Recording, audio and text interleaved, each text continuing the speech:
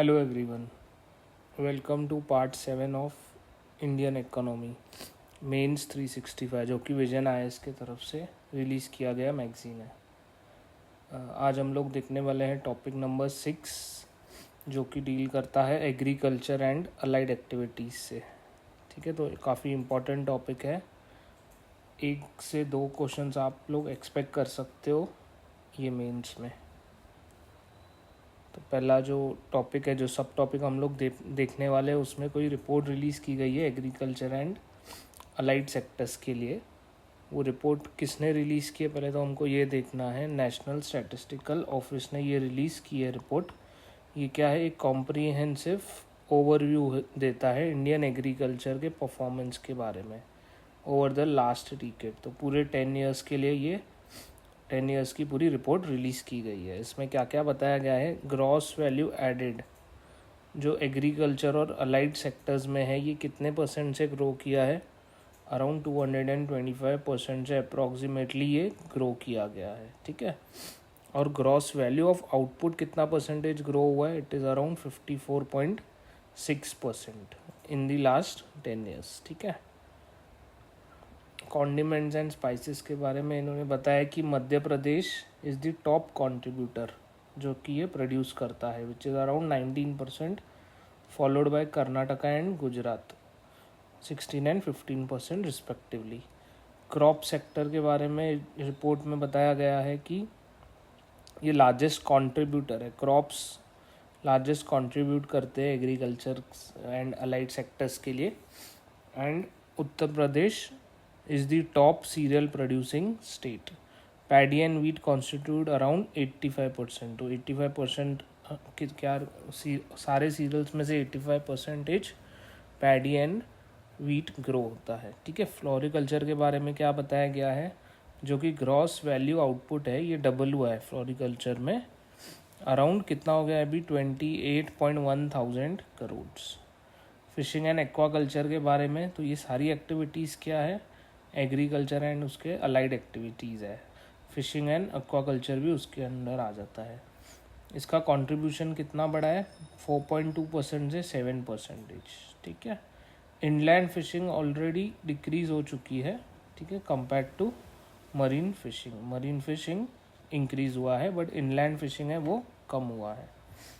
अभी agriculture sector and allied activities के बारे में, इम्पोर्टेंस के बारे में क्या बताया गया है, कंट्रीब्यूट करता है around 16% of the country's GDP. और ये लाइवलीहुड प्रोवाइड करता है कितने लोगों को, around 46.1% of people of population are involve in agriculture sector. Challenges ये बहुत इंपॉर्टेंट है, आप कोई भी एग्रीकल्चर के आंसर में ये चैलेंजेस लिख सकते हो। पहले है low agricultural productivity per unit land. तो लैंड पे प्रोडक्टिविटी कम है एग्रीकल्चर की। ठीक है, फार्मर्स की इनकम कम है, ये एक अनदर चैलेंज है। Over exploitation of water resources, water के ऊपर काफ़ी डिपेंडेंट है हमारा agriculture. Climate change and extreme weather events, ये सारे चैलेंजेस है किसके लिए, एग्रीकल्चर के लिए। नेक्स्ट देखेंगे हम लोग बेसिक एनिमल हस्बेंड्री स्टैटिस्टिक्स जो कि 2025 का रिलीज़ किया गया है। ठीक है, किसने रिलीज़ किया है, department of animal husbandry and diary. ठीक है, इन्होंने क्या रिलीज़ किया है, बेसिक एनिमल हस्बेंड्री स्टैटिस्टिक्स 2025। इसमें क्या क्या, ये अभी डेटा किसके बारे में बता रहे हैं, milk, eggs, meat and wool के बारे में। ठीक है, तो हमको ये बेसिक फैक्ट्स पता होने चाहिए कि मिल्क में हमारा कंट्री फर्स्ट रैंक करता है। ठीक है, globally we rank number 1। Total production कितना है ये याद नहीं रखना है। Per capita availability around 500 grams per day है। ठीक है, as compare to 10 years before. ठीक है, टॉप प्रोड्यूसिंग स्टेट्स कौन है, UP, Rajasthan, Madhya Pradesh, Gujarat and Maharashtra. India around कितना मिल्क प्रोड्यूस करता है, 25% of the total world's milk. ठीक है, एग्स की प्रोडक्शन के बारे में क्या बताया गया है, इंडिया रैंक 2nd। ठीक है, टोटल प्रोडक्शन नहीं याद रखना है। पर कैपिटा अवेलेबिलिटी अराउंड 106 है।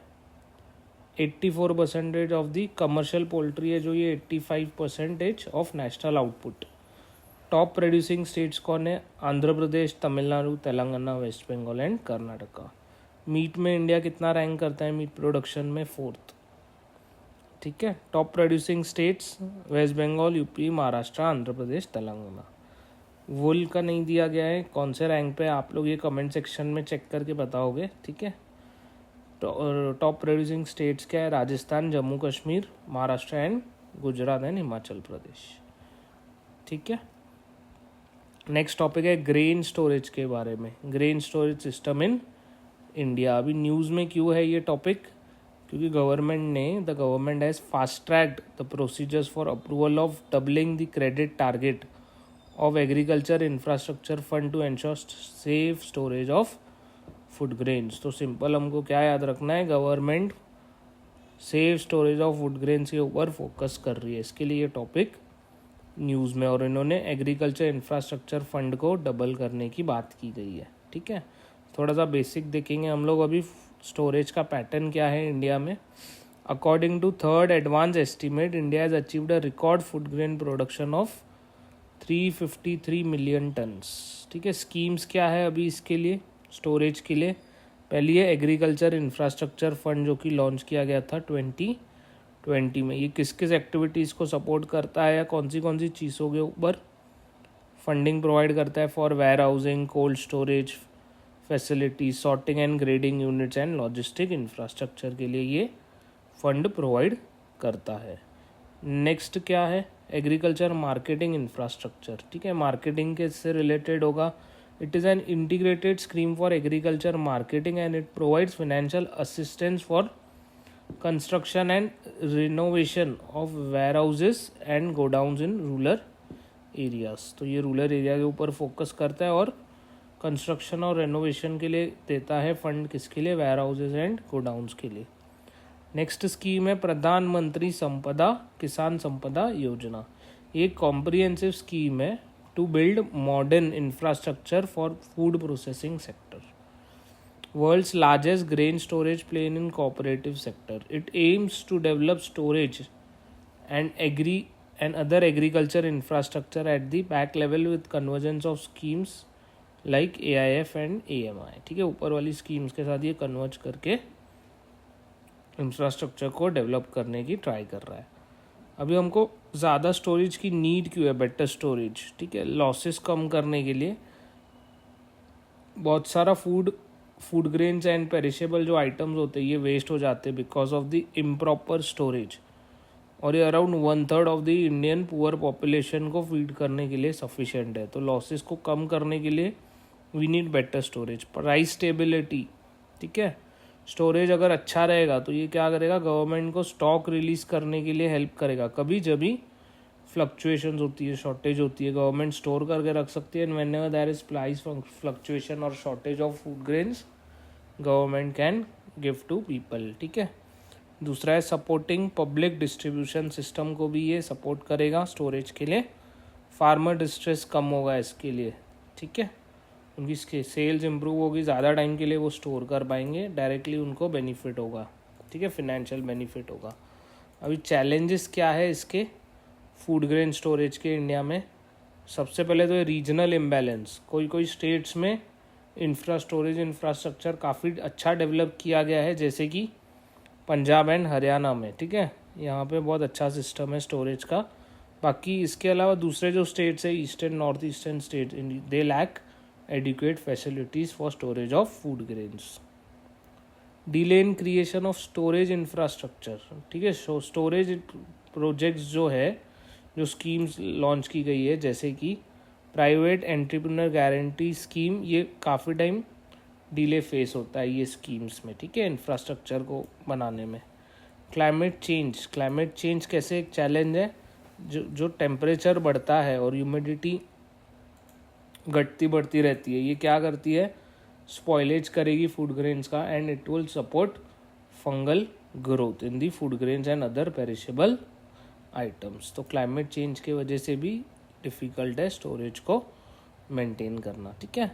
Storage structure at farmer level. The major construction material for storage in rural areas such as mud, bamboo, stone and plant material. They are not rodent proof, not secure from fungal and insect attack. तो जो rural areas में farmers ये use करते हैं storage structures जो उनके होते हैं जैसे कि मड, बैम्बू, स्टोन्स, तो they are not rodent proof, ठीक है, और इसमें फंगल इन्फेक्शन होने के chances, fungal and insect attack करने के चांसेस काफ़ी बढ़ जाते हैं. वे फॉरवर्ड में हम लोग क्या लिख सकते हैं, कैग ने एक परफॉर्मेंस ऑडिट रिपोर्ट बनाई है 2023 में. उन्होंने क्या बोला है, ऑगमेंट साइंटिफिक स्टोरेज कैपेसिटी. तो गवर्नमेंट को फोकस करना चाहिए and they should complete the augmentation of the storage facilities under national policy on handling storage and transportation of food grains. Phase out cap open storages. तो जो covered and plinth storage है इसको completely हमें eliminate करना पड़ेगा और replace करना पड़ेगा मॉडर्न स्टोरेज इंफ्रास्ट्रक्चर से. अब ये कमेटी थी, उन्होंने भी कुछ रिकमेंडेशंस दिए हैं, उसका नाम है शांता कुमार कमेटी. इन्होंने क्या बोला था, कंप्यूटराइजेशन ऑफ स्टोरेज मैनेजमेंट. तो जो भी स्टोरेज करते हैं फूड ग्रेन्स का एंड अदर पेरिशेबल आइटम्स का, इनको कंप्यूटराइज, डिजिटलाइज इनको करना पड़ेगा, रियल टाइम बेसिस पे ट्रैक कर सके, जैसे कि हम लोग कितना quantity of the food grains currently available है across the various procurement centres, warehouses and distribution points. Private sector में जो पार्टिसिपेशन है उसके बारे में क्या बोला है उन्होंने, FCI है जो, ये ओल्ड कन्वेंशनल स्टोरेज इसको कन्वर्ट कर सकती है with the help of the private sector.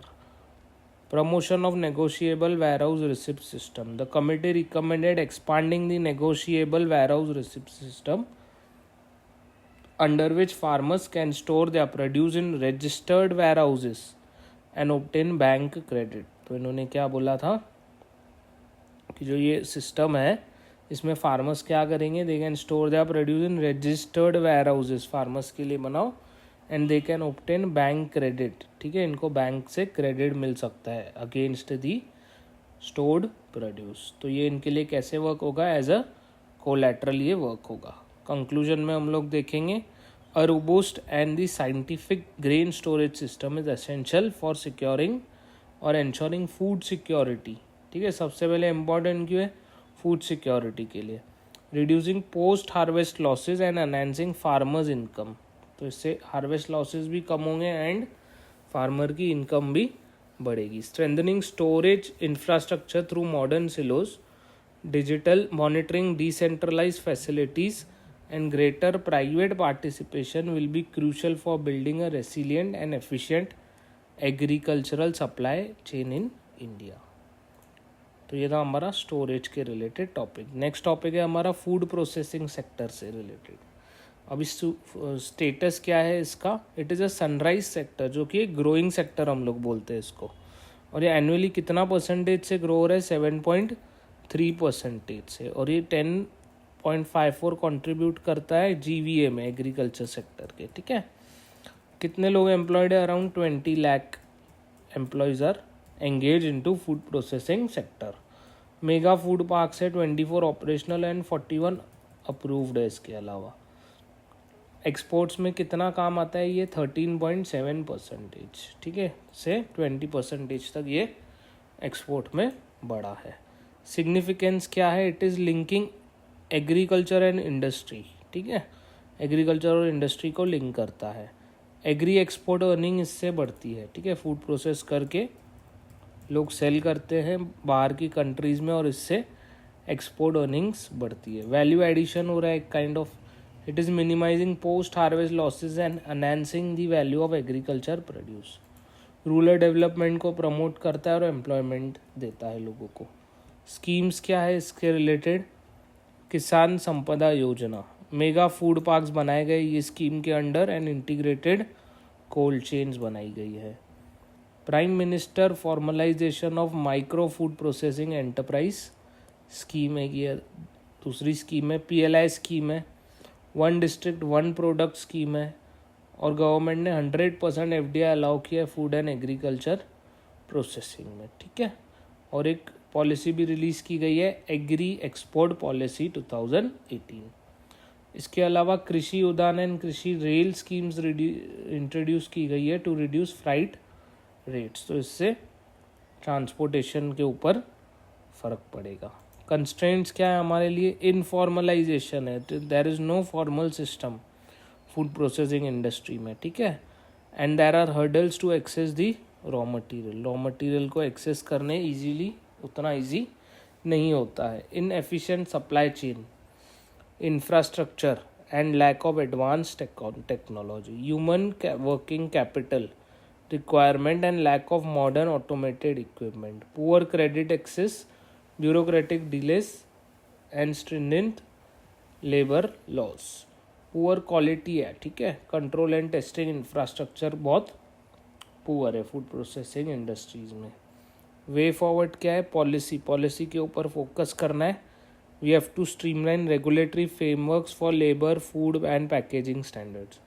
Financially हम लोग इसको कैसे improve कर सकते हैं? टैक्स incentives देके एंड टैक्स हॉलीडेज देके for food processing units. Infrastructure के ऊपर फोकस करना है, ठीक है। जैसे कि we have to fix supply side and infrastructure gaps through farmer, producer, investor, R&D labs. Shift from subsistence to market oriented food processing, enhance farmer processor interaction based on demand। Next topic है हमारा agricultural input at a glance, ठीक है। Agriculture के बारे में हम लोग देखेंगे in general. All substances use in the production, maximisation and maintenance of crops, इसके रिलेटेड हम लोग सारे चीज़ें देखेंगे। तो फर्स्ट चीज़ जो हम लोग यूज़ करते हैं फॉर प्रोडक्शन मैक्सिमाइजेशन वो है सॉइल। सबसे इम्पॉर्टेंट चीज़ है इसके लिए सॉइल। चैलेंजेस क्या है इंडियन एग्रीकल्चर या इंडियन सॉइल के बारे में? There is decline in soil organic matter, soil का ऑर्गेनिक मैटर कम होते जा रहा है। सॉइल की फर्टिलिटी पुअर है। सॉइल फिजिकल कंडीशंस डिक्लाइन होती जा रही है, जैसे स्ट्रक्चर एंड स्टेबिलिटी। एसिडिफिकेशन बढ़ गई है, सैलिनाइजेशन, अल्कनाइजेशन एंड वाटर लॉगिंग, इसके अलावा दूसरे चैलेंजेस है। Induction of the poor lands in inundation of poor lands into agriculture, ad hoc fertilizer prescriptions। measures taken क्या अभी गवर्नमेंट ने क्या measures लिए सॉइल को इम्प्रूव करने के लिए? क्या क्या स्कीम्स लॉन्च की गई है? Soil health card scheme launch की गई है। This scheme is effective for monitoring soil health and soil management. राष्ट्रीय किसान विकास कृषि विकास योजना ये क्या करती है? To protect loss of top soil, improving soil fertility. NABARD loan soil and water conservation scheme launch की गई है and rural infrastructure development fund भी गवर्नमेंट ने बनाया है। नेक्स्ट इम्पॉर्टेंट फैक्टर है जो सॉइल के लिए होता है वाटर। इसके लिए चैलेंजेस क्या है? That is scarcity of water and regional imbalance है। डिफरेंट स्टेट्स में different quantity of water available है for agriculture. Subsistence area under rainfed cultivation, तो ज़्यादा से ज़्यादा एरिया हमारी किसके अंडर है? रेनफेड, रेन के ऊपर इरिगेशन डिपेंड करता है। Suboptimal utilisation of existing irrigation facilities, तो यूटिलाइजेशन उतना प्रॉपर नहीं हो पाता है। Poor irrigation efficiency, poor quality of water. अभी मेजर्स क्या लिए हैं? Pradhan Mantri Krishi Sinchai Yojana to provide assured irrigation to cultivated areas and to reduce wastage of water, ये एक स्कीम है। नेक्स्ट स्कीम है प्रधानमंत्री national rural employment guarantee scheme, MG NREGA, for creating small irrigation infrastructure. तो इसके अंडर क्या होता है? लोगों को काम दिया जाता है and they are told to build small irrigation infrastructure for farmers. Rashtriya Krishi विकास योजना, ठीक है, इसके अंडर फंड्स दिए जाते हैं for water conservation and management activities. Atal Bhujal Yojana ये भी एक स्कीम है। ये किसके लिए? For sustainable management of ground water with community participation. तो लोग कम्युनिटी में आके पार्टिसिपेट करते हैं and they are properly using the ground water. Next important चीज़ है एग्रीकल्चर के लिए, ये होता है सीड्स। चैलेंजेस क्या है? Seed production. सबसे पहले तो मेजर इशू क्या है? उनकी quality, price and availability of seeds. Tardy progress of seed delivery system, that is poor soil fertility. Certified lab labelled seed availability is around 35 to 40% only. Poor assessment of seed requirement, ये एक दूसरा challenge है। Measures क्या क्या लिए गए हैं, national seed corporation, इसके अलावा भारतीय Beej Sahakari Samiti limited, high yielding variety programme ये लॉन्च किया गया था जिसको हम लोग ग्रीन रिवॉल्यूशन भी बोलते हैं। इसके अलावा नेशनल सीड्स पॉलिसी भी बनाई गई है और इसके अलावा वेरियस लेजिस्लेटिव फ्रेमवर्क्स बनाए गए हैं, जैसे कि सीड एक्ट है, seed act, protection of plant varieties and farmers right act. इसके अलावा है सीड विलेज प्रोग्राम स्कीम। दूसरे एग्रीकल्चर इनपुट इसके अलावा क्या है, पेस्टिसाइड्स। चैलेंजेस क्या है, क्वालिटी ख़राब होती है पेस्टिसाइड्स की, ऑप्टिमल एप्लीकेशन नहीं हो पाता है, ठीक है, फार्मर्स को पता नहीं है कितना पेस्टिसाइड, कौन सा पेस्टिसाइड कहाँ यूज़ करना है, कितनी क्वांटिटी में यूज़ करना है। Limited reach of integrated pest management techniques which emphasise use of bio pesticides, ठीक है। अनरेगुलेटेड प्राइजेज है। इसके अलावा मेजर्स क्या है, एक्ट है इंसेक्टिसाइड्स की एक्ट है जो 1968 में लाई गई थी। Scheme on monitoring of pesticide residue eight national level, ये एक स्कीम है। इसके अलावा ऑर्गेनिक फर्टिलाइजर्स को प्रमोट करने के लिए स्कीम्स है, जैसे कि परंपरागत कृषि विकास योजना। इसके अलावा रिसर्च ऑर्गेनाइजेशंस भी इंटरवीन करती है for developing pest resistant varieties, timely dissemination of IMP recommendations. अभी मैकेनिज़म्स के बारे में आएंगे, जो एग्रीकल्चर के मैकेनाइजेशन हो रहा है उसके क्या चैलेंजेस है। मैकेनाइजेशन का एक बड़ा चैलेंज है स्मॉल साइज ऑफ फार्म्स, सबसे बड़ा चैलेंज है फार्म की साइज़ कम है। हिली एंड रोलिंग टोपोग्राफी है। Mixed cropping and integrated farming, shortage of power. इसके अलावा पुअर सर्विसिंग फैसिलिटीज़ और सरप्लस एग्रीकल्चरल वर्कर्स है। तो ये सारे चैलेंजेस है फॉर एग्रीकल्चरल मैकेनाइजेशन। मेजर्स क्या है, submission on agriculture mechanisation. Objectives इसके क्या है, मेजर्स टेकन में objectives include promoting custom hiring centres of high value machines, creating awareness, assistance for advance and women friendly equipment under Rashtriya Krishi विकास योजना। इसके अलावा है लैंड कंजर्वेशन डिपार्टमेंट, ये 90% तक सब्सिडी देता है for women establishment for purchasing machines, और नाबार्ड की लोन स्कीम भी है। वे फॉरवर्ड, गोइंग फॉरवर्ड क्या है, possibilities, greater engineering inputs and introduction of high capacity precision reliable and energy efficient equipments, ठीक है। Developing mechanisation in horticulture and important commercial crops. इसके अलावा एग्रीकल्चर मशीन बैंक है district level पे, ठीक है। ये सारी पॉइंट्स थे एग्रीकल्चरल मैकेनाइजेशन से रिलेटेड।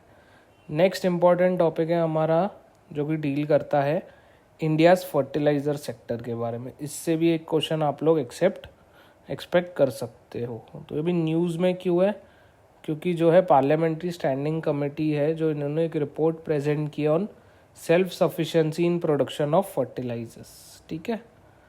फर्टिलाइज़र यूज़ के बारे में जो ट्रेंड है, India is second largest consumer and third largest producer, ठीक है। मेजर फर्टिलाइजर्स कौन कौन से यूज़ होते हैं इंडिया में, urea, di ammonium phosphate, muriate of potash, nitrogen, phosphorus, potassium, sulphur and super phosphates, ठीक है। अभी फर्टिलाइज़र की सब्सिडी जो स्कीम है उसके बारे में देखेंगे। एक तो है यूरिया सब्सिडी स्कीम और एक है न्यूट्रिएंट बेस्ड सब्सिडी स्कीम, ठीक है। ये फर्स्ट वाली स्कीम क्या करती है, it ensures timely availability of adequate quantity of urea at statutory controlled prices to the farmers. इसके बाद है न्यूट्रिएंट बेस्ड सब्सिडी स्कीम। इसके अंडर क्या होता है, a fixed amount of subsidy decide की जाती है on annual and biannual basis and this is provided on subsidised rates, ठीक है, on subsidised P&K fertilisers depending on their nutrient contents, ठीक है। इसके अलावा दूसरी पॉलिसीज या स्कीम्स क्या है, मॉनिटरिंग सिस्टम बनाया गया है, इंटीग्रेटेड जो ऑनलाइन प्लेटफॉर्म है, integrated fertiliser monitoring system. New investment policy है जो 2012 की, ये क्या करता है, फ्रेश इन्वेस्टमेंट्स को फैसिलिटेट करता है in urea sector and to make India self sufficient in urea sector. One nation one fertiliser scheme है। इसके अलावा प्रधानमंत्री किसान समृद्धि केंद्र बनाए गए हैं। These are one stop shops that not only sell fertilisers but also provide advisory services, soil testing and other agriculture inputs to farmers. ठीक है, अभी इश्यूज क्या है, सबसे बड़े इश्यूज क्या है इंडिया में फर्टिलाइजर्स को लेके? इम्बैलेंस फर्टिलाइजर्स यूज है। ठीक है, जैसे कि हमको पता है एनपीके कंजम्पशन का एक रेशियो फिक्स होता है, दैट इज 4:1, बट ये इम्बैलेंस्ड है। ठीक है, it's highly skewed towards nitrogen. तो सबसे ज़्यादा क्या यूज़ होता है इसमें?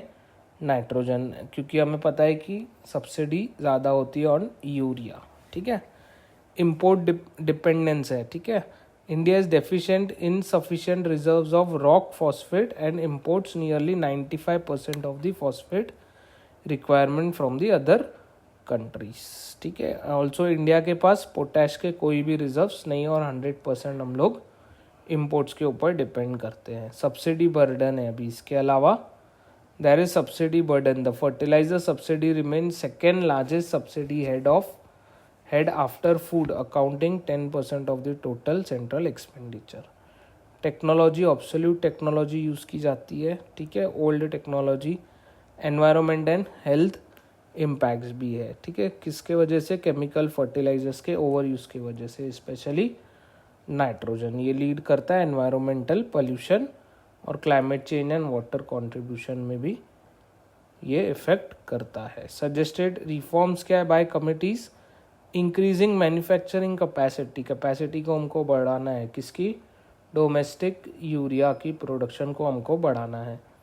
सप्लाई ऑफ रॉ मटेरियल हमको इंश्योर करनी है। ठीक है, 90% of the total cost of urea is natural gas which is imported through long term agreements. ठीक है, माल प्रैक्टिसेस को हमको कंट्रोल करना है। We have to stop black marketing of these products through a network of labs to check fertilizer quality and setting up grievance redressal mechanism.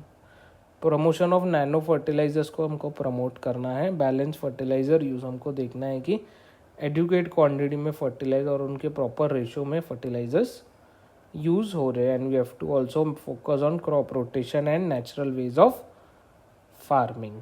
ठीक है, conclusion में आप लोग क्या लिख सकते हो? इंडिया का जो फर्टिलाइजर्स का चैलेंज है ये नॉट ओनली इंश्योर करता है, this is not only lies with the ensuring availability but in achieving a judicious balance between self sufficiency, fiscal prudence and environmental sustainability. Doing so required a calibrated strategy, strengthening domestic manufacturing, indigenizing technology, rationalizing subsidies to promote balanced nutrient use and integrating ecological considerations into farmer practices. ठीक है, तो ये था हमारा fertilisers के related topic. Next हम लोग देखेंगे protection of plant varieties and farmers right. ये जो एक्ट है 2001 का एक्ट है। ठीक है, ये एक्ट के बारे में हम लोग देखेंगे थोड़ा सा। This act provides a sui generis system for protection of the plant varieties, breeder rights and farmers right in India while compiling with the TRIPS agreement. ठीक है, अबाउट ये एक्ट के बारे में देखेंगे। That is for variety registration right under the act. ये क्या करता है? ब्रीडर्स राइट को प्रमोट करता है, researchers right and farmers right. ठीक है, benefit sharing, farmers are entitled to profit sharing if their varieties are, उनके अगर वैराइटीज को लोग कमर्शियली यूज कर रहे हैं। ठीक है, सिग्निफिकेंस क्या है? Improved yield. इससे क्या हुआ? यील्ड इम्प्रूव हो गई है हाई क्वालिटी सीड्स की। Farmers, protection of farmers rights, farmers right को प्रोटेक्शन दिया जा रहा है। Quality, development of quality seeds, contribute to strengthening both public and private seed sector system. Research and innovation के ऊपर भी इन्वेस्टमेंट की गई है। इसके अलावा सस्टेनेबल एग्रीकल्चर को सपोर्ट कर रहे हैं, प्रिजर्वेशन ऑफ ट्रेडिशनल नॉलेज। अब ये एक्ट के लिमिटेशंस क्या है? प्रोसीजरल कॉम्प्लेक्सिटीज़ है, बहुत सारे ऑब्स्टेकल्स है in the registration process and meeting the testing criteria. Disputes है इसमें, benefit sharing and difficulty in balancing between breeders and the farmers right. Enforcement mechanism काफ़ी वीक है। इसके अलावा monopolisation of particular varieties by the large farm, ये एक another issue है। And there is loss of traditional knowledge as well because of these things. Conclusion आप लोग read करके देख लीजिएगा, इतना इम्पोर्टेंट नहीं है वैसे। इसके अलावा है पैक्स, ये इम्पोर्टेंट है, प्राइमरी एग्रीकल्चरल क्रेडिट सोसाइटीज़। अब ये न्यूज़ में क्यों है? क्योंकि गवर्नमेंट ने क्या बोला है, they aim to establish new multipurpose PACS, ठीक है, that is PACS and dairy fishery cooperatives to cover all panchayats and villages over the next 5 years। PACS अभी क्या होता है, ये they are grass root level institutions of short term cooperative credit structure, and it acts as a last mile link between borrowers and high financing institutions such as banks and RBI and NABARD। ठीक है, status क्या है, PACS sanction this much, new PACS registered this much, और इतने digitalise किए गए हैं। ठीक है, रेगुलेशंस क्या क्या है इसके, मल्टी स्टेट जो पैक होते हैं they come under the union list of the constitution and are centrally administered by central registrar of cooperative societies. Single state पैक्ट है, ये स्टेट लिस्ट में आ जाते हैं। ठीक है, फंक्शंस क्या है इनके, ये इंपॉर्टेंट है। What are the functions, short term credit loans provide करते हैं and collect repayment from the rural borrowers. They also provide input services like seeds, fertiliser and pesticide distribution to member farmers. तो farmers की छोटी छोटी communities होती है, cooperatives होते हैं, and they do this for accessing loans. ठीक है, फाइनेंशियल इंक्लूजन हुआ है, इसका सिग्निफिकेंस है, फर्स्ट इज फाइनेंशियल इंक्लूजन। ठीक है, लोन मिलना काफ़ी इजी हो गया है under KCC, Kisan credit card scheme. Credit base बढ़ गया है, it is PACS is the first building block of century old cooperative banking system of India. Supply chain भी इससे स्ट्रेंथन हो गया है। इश्यूज अभी क्या क्या फेस होते हैं, that is infrastructure. First issue है infrastructure, there is absence of digital infrastructure such as computerized accounting systems, poor access to internet connectivity limits their ability to streamline operations and also hamper public trust in them। financial issues क्या क्या है इसके, they suffer from adequate capital, low level of deposits and high non-performing assets। human resources, lack of trained staff and insufficient managerial skills। governance, they are managed by a body elected from local village groups and there is political interference also। regional disparities है, इसके अलावा ये एक issue है। PACS के promotion के लिए incentives क्या है, पैक्स कंप्यूटराइजेशन प्रोजेक्ट लॉन्च किया गया है, national cooperation policy 2025, membership expansion किया गया है, leadership roles for women and weaker sections.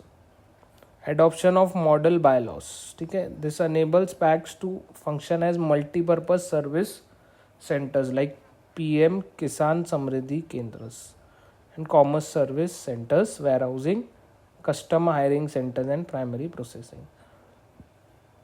इसके अलावा नेशनल कोऑपरेटिव डेवलपमेंट कॉरपोरेशन, ये एस्टेब्लिश किया गया था और ये क्या करता है, it provide loans and grants to state governments for financing primary and secondary level cooperatives. inclusive governance, mandatory representation of women and SC/ST members in cooperatives under multi-state cooperative societies amendment act। conclusion एक बार देख लीजिएगा, they form the backbone of the India's cooperative credit architecture and remain indispensable for advancing rural financial inclusion and agriculture development। With effective policy implementation, they can evolve into vibrant institutions that not only deliver credit but also catalyze rural entrepreneurship, supply chain integration, and social equity, thereby fulfilling the vision of Sahakar se Samriddhi in the grassroots economy। Next है हमारे पास next scheme, जो next topic हम लोग देखने वाले हैं, PM धन धान्य कृषि योजना। प्राइम मिनिस्टर ने ये स्कीम लॉन्च की है, इनिशिएटिव है to revolutionise Indian agriculture by making it more productive, sustainable and financially rewarding for farmers. ठीक है, स्कीम के बारे में क्या है, ये कंसोलिडेट करती है 36 स्कीम्स, अलग अलग मिनिस्ट्रीज की स्कीम्स को ये कंसोलिडेट करती है। जैसे कि पीएम किसान योजना, ठीक है, पीएम किसान, पीएम फसल बीमा योजना, कृषि सिंचाई योजना एंड मल्टीपल अदर बेनिफिट्स, ठीक है। एम क्या है, 1.7 करोड़ फार्मर्स को सपोर्ट करने के लिए, particularly smaller and marginal farmers जो कि 2 हेक्टर्स से भी कम लैंड है जिनके पास, और ये अराउंड कितना परसेंटेज कंट्रीब्यूट करते हैं, 86% ऑफ द फार्मिंग पॉपुलेशन है ये। मिनिस्ट्री कौन सी है स्कीम के लिए, agriculture and farmer welfare. Duration क्या है, 6 ईयर्स। बजट आउटले कितना है, 24,000 करोड़, ठीक है, एनुअली बजट है ये। कवरेज कितना है, 100 अंडर परफॉर्मिंग डिस्ट्रिक्ट्स के ऊपर ये लोग फोकस करने वाले हैं। वन रीजन विथ फोकस इनका रहेगा on regions with low crop yields, wheat below this much tonne, moderate cropping intensity and limited access to credit, ठीक है। इसका ऑब्जेक्टिव्स क्या है, की ऑब्जेक्टिव्स, क्रॉप यील्ड बढ़ेगी, इससे डिपेंडेंस मानसून के ऊपर कम होगी, स्टोरेज के ऊपर फोकस करेंगे, फार्मर्स इनकम को डबल करने के लिए इम्पॉर्टेंट है, support women, youth and allied sectors, mechanisation को इम्प्रूव करेगा, ऑर्गेनिक फार्मिंग को सपोर्ट करेगा, achieve self sufficiency in food grains, pulses and oil seeds. अभी स्ट्रक्चरल एंड इंस्टीट्यूशनल मैकेनिज्म क्या है, नेशनल लेवल पे national steering committee, nodal committees है state level पे, डिस्ट्रिक्ट धान्य समृद्धिज है at which are led by the district collector at the district level. अभी एग्रीकल्चर के इश्यूज़ क्या क्या है, issues in agriculture, crop productivity सबसे कम है, फैक्टर्स रिस्पॉन्सिबल क्या है इसके लिए, सॉइल की क्वालिटी ख़राब है, farming methods old outdated use करते हैं, ठीक है। अभी प्रोविजंस अंदर ये स्कीम के अंदर क्या प्रोविजंस है, they provide access to high yielding seeds, bio fertilisers and mechanised tools like seed drills. तो जो भी इश्यूज़ हैं उनके ऊपर ये स्कीम फोकस करके उनको रिजॉल्व करेगी। Lack of assured irrigation, 52% of India's farmland relies on monsoon. तो ये स्कीम से क्या होगा, drip and sprinkler irrigation systems दिए जाएंगे to ensure water availability enabling year round farming in dry areas. जैसे कि दूसरा इशू है lack of financial support, modern resources में हाई कॉस्ट होता है, उसके वजह से फाइनेंसेस काफ़ी डिफ़िकल्ट होते हैं। इसके अंडर स्कीम के अंडर सब्सिडीज़ दी जाएगी एंड लोन्स दिए जाएंगे through Kisan credit cards and NABARD. Storage facilities का जो इशू है, इसके स्कीम से क्या होगा, provision of village and block level warehouses बनाए जाएंगे एंड कोल्ड स्टोरेज के ऊपर ये भी दिए जाएंगे टू प्रिवेंट स्पॉइलेज, ठीक है। फार्मर इनकम्स जो कम है, it promotes diversification into high value crops like pulses and vegetables and direct market access through digital platforms like enam and the new app to connect farmers directly to buyers. Lack of training and skill development, तो इसके लिए क्या होगा, scheme के under free workshops दिए जाएंगे, global exposure दिया जाएगा for by training 500 farmers in different countries, जैसे कि इसराइल में उनको ड्रिप इरीगेशन के बारे में सिखाया जाएगा, जापान में प्रिसीजन फार्मिंग के, नेदरलैंड्स में ग्रीन हाउस टेक्नोलॉजी के बारे में, वुमेन एम्पावरमेंट के ऊपर भी फोकस होने वाला है ये स्कीम के अंडर। कंक्लूजन में आप लोग लिख सकते हो, पीएम धन धान्य कृषि योजना ensures convergence, data driven planning and resource optimization by fostering integrated agricultural growth, productivity enhancement and farmer welfare through holistic sustainable technology enable rural transformation.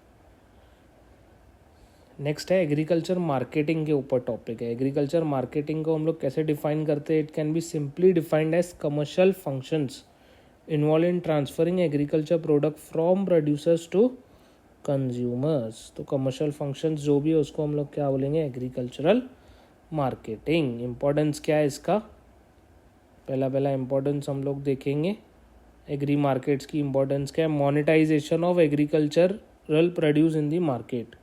Next importance है acting as a source of market information and price signal, reducing the role of intermediaries, ensuring capital formation and investment in technology, value addition in agriculture by providing production and forward and backward linkages. Issues क्या है इसके, institutional barriers है, there are complex licensing है for new traders, ठीक है, market fees high होती है, ये सारे इसके लिए इंस्टीट्यूशनल बैरियर्स है। Infrastructure gap, There is uneven market access, inadequate drying yards and cold storage, long payback and low viability of projects, information shortfall है, lack of integration and funding, ये भी एक बड़ा इशू है. वे फॉरवर्ड में reforms in AFMC like appointing a independent regulator and encouraging private sector participation in AFMCs. ठीक है.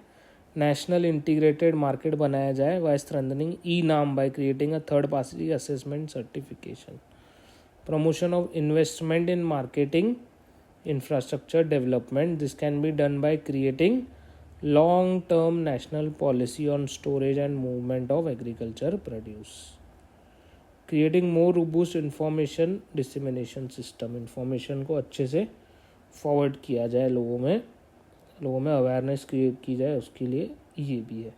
Rationalization of market fee commission charges to maximum 2% of value of produce. इसमें भी एक टॉपिक देखेंगे हम लोग, नेशनल एग्रीकल्चर मार्केट, जो कि हम लोग ई नाम से भी जानते हैं. ये लॉन्च किया गया था 16 में और इसको 10 ईयर्स हो गए, इसके लिए ये न्यूज़ में है. फीचर्स क्या है important? One nation one market, comprising a multi layered architecture encompassing a web portal, mobile application, AI enabled quality assessment. Implementation किसके द्वारा किया जाएगा? Small farmers agribusiness consortium. ठीक है, under ministry of agriculture and farmers welfare. Integration with e electronic negotiable warehouse receipt. Farmer traders and farmer producer organisation can store their produce in accredited warehouses and obtain e-negotiable warehouse receipt and sell them on e NAM portal. ठीक है. दूसरे क्या है इसके features? Interstate trade facility provide करता है, live price dashboard है, language interference है, सिंगल विंडो सिस्टम है. ठीक है. Significance, wider integration, online trading को इजी कर रहा है. मार्केट में जो प्राइजेस है ये ट्रांसपेरेंट है. Broader market access for farmers, traders and buyers. Better price realisation, facilitate farmers access to broader and more diverse pool of buyers. Adoption of formal digital payments like NEFT, RTGS and internet banking. Achievements क्या है? Expand किया गया है network इनका, मंडीज बढ़ गई है around कितनी 1600. एग्रीकल्चर ट्रेड का भी इंक्रीज हुआ है इससे, wider outreach and it overcomes limitation of APMCs mandis by causing inter state market integration and wider reach. ठीक है. कंक्लूजन में आप लोग क्या लिख सकते हो? Over the past decade eNAM has emerged as key reform in agriculture marketing by enhancing transparency, improving price discovery and integrating market across states. Next हम लोग देखेंगे दूसरे सेशन में. ठीक है. We will continue in next session.